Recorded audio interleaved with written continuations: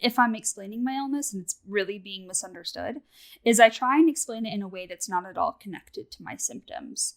So I'll say things like, migraine for me feels like not being able to say a complete sentence, or migraine for me feels like getting 12 hours of sleep and not feeling rested. And I find that putting it in terms like that are experiences that a lot more people can relate to, right? Like other people can relate to, you think of like new parents or someone who's grieving, this idea that like you can sleep as much as you want, but when you wake up, you don't feel rested. And I find that if I separate out the day-to-day struggle, like from the actual symptoms, I have found a lot of success with it, actually.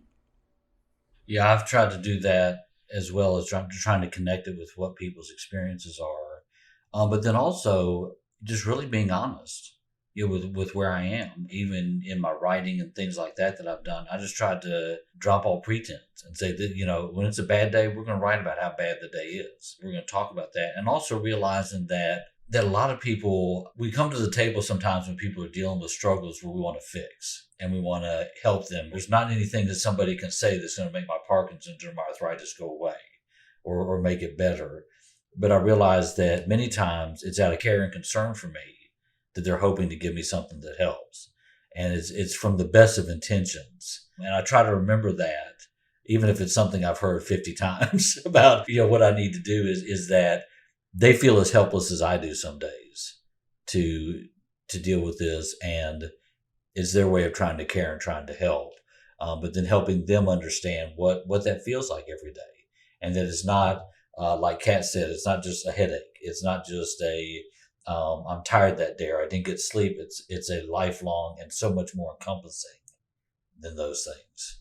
I would definitely have to agree with Charles on that, because I often find that this resistance to and misconceptions about what I'm living with comes from the people who are closer to me, family and friends who've known me from before. And I kind of think that first it made me very frustrated. I think that it made me not believe that they cared about me at all, or that they just didn't want to understand. But I think it's more of what Charles was saying, in the sense that they feel helpless as well and they want something to be better, and accepting that acceptance comes from both parties. When you live with a chronic illness, it comes from the person living with the illness, and it comes from the people as well who are caretakers for or know the person or love the person who lives with the illness. And I think that for me, that those two paths to acceptance have different speeds. And for me, mine has come to this level of acceptance, which, as Charles was saying earlier, it does change. Some days I'm like, I do not accept this at all. Just kidding. I'm back to square one, not a fan. But usually it's like, okay, I accept this is where I'm at. This is what I'm going to be doing. And I am still on the path forward, but they are not there yet. And it gets really difficult. And for me, I think that trying to convince them otherwise is kind of a waste of my time, versus I think that all they need is time. They need time to better understand what's going on. And they have the internet. I know they've Googled. I know that they've read. I have a blog that I write about. I'm sure they've read that. But I just think it's the acceptance part, which is not there yet. And that just takes time.